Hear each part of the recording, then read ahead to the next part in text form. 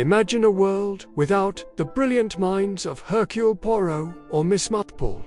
A world where the mousetrap never graced the stage. Unthinkable, right? But the woman behind these immortal creations, Agatha Christie, lived a life as mysterious and captivating as any of her plots. She wasn't just a writer. She was a phenomenon. But how did a seemingly ordinary woman become the undisputed queen of crime, selling over 2 billion books and becoming the most translated author in history, second only to the Bible? Let's travel back to Torquay, England. In 1890, born into a comfortable, upper-middle-class family, young Agatha Mary Clarissa Miller was a shy, imaginative child. Unlike most girls of her time, she was educated at home, largely by her mother. This unconventional upbringing allowed her imagination to run wild. She created imaginary friends, devoured books, and even taught herself to read by the age of 5. Her world was a tapestry woven from stories, a perfect breeding ground for a future novelist. But writing wasn't her first passion. It was music.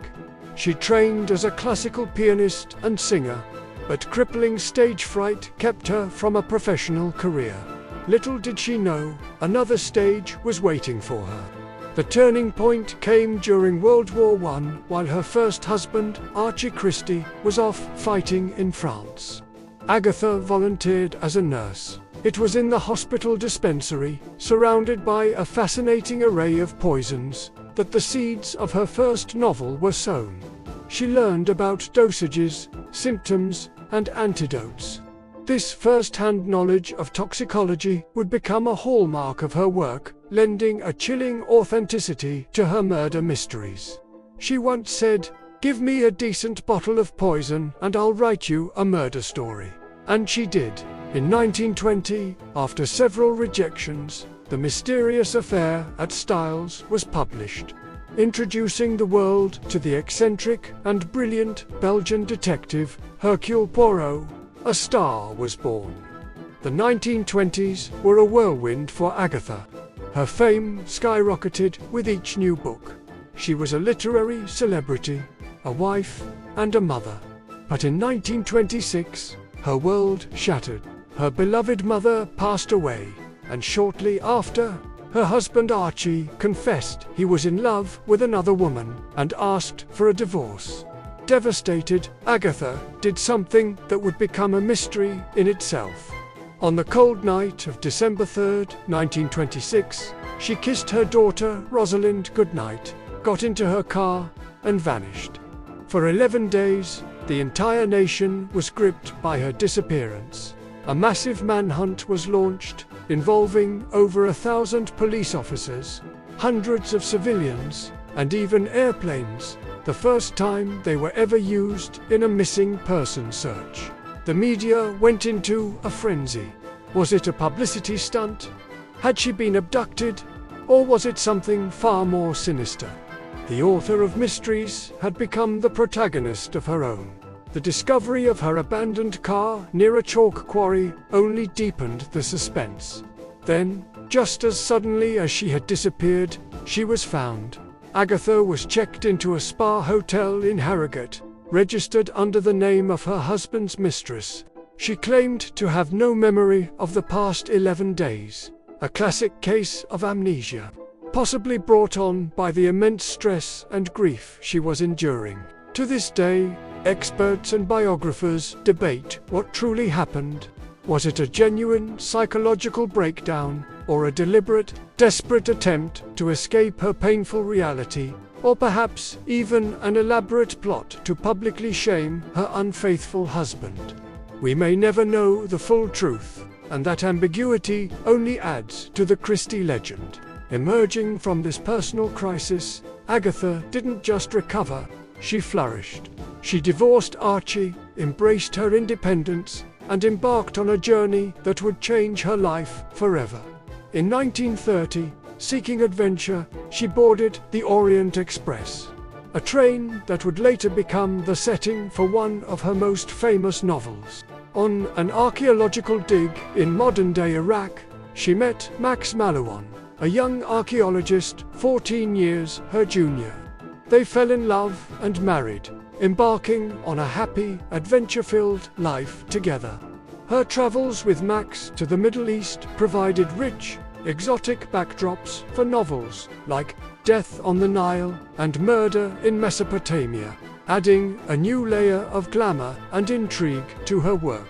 It was during this incredibly prolific period that she created another of her iconic characters, the unassuming yet razor-sharp Miss Jane Marple. While Poirot relied on logic and the little grey cells, Miss Marple solved crimes through her shrewd understanding of human nature. Gleaned from a lifetime of observing village life in St. Mary Mead, she proved that a quiet, elderly spinster could be just as formidable a detective as any professional. Christie masterfully alternated between her two star detectives, never letting her formula grow stale. Her genius wasn't just in creating memorable characters, but in revolutionizing the very structure of the detective novel. She played with reader expectations, using unreliable narrators, least likely suspect solutions, and twists that left audiences gasping. Think of the jaw-dropping reveal in The Murder of Roger Ackroyd, a novel that broke all the established rules of the genre and is still considered a masterpiece of misdirection.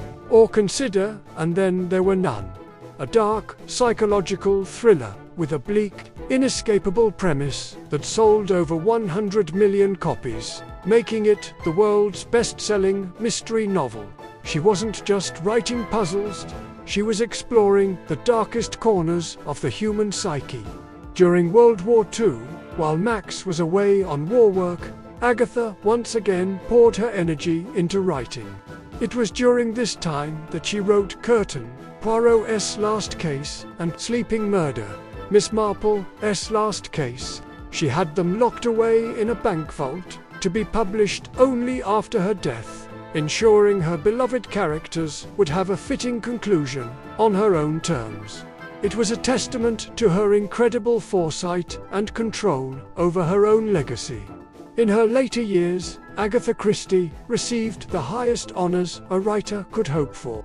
In 1971, she was appointed a Dame Commander of the Order of the British Empire by Queen Elizabeth II. Her play, The Mousetrap, opened in London in 1952 and has been running continuously ever since, becoming the longest-running play in history, a phenomenon in its own right. She even received the ultimate fictional tribute in 1975.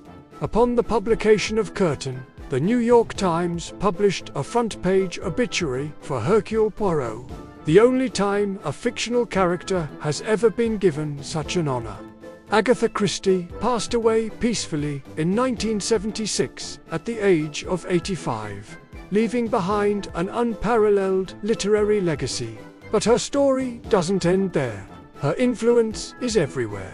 Every time you watch a whodunit movie, read a mystery with a shocking twist, or play a clue-solving game, you are experiencing a piece of her genius.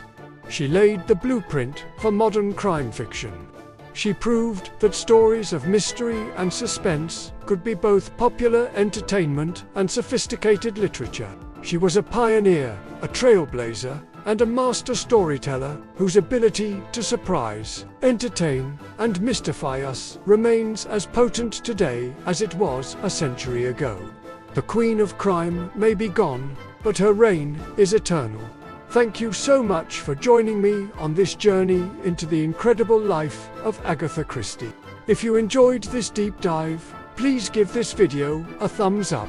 And don't forget to subscribe and hit that notification bell so you won't miss our next exploration into the lives of history's most fascinating figures. We'd love to hear your thoughts in the comments below. What's your favorite Christie novel? Until next time, keep reading and keep questioning.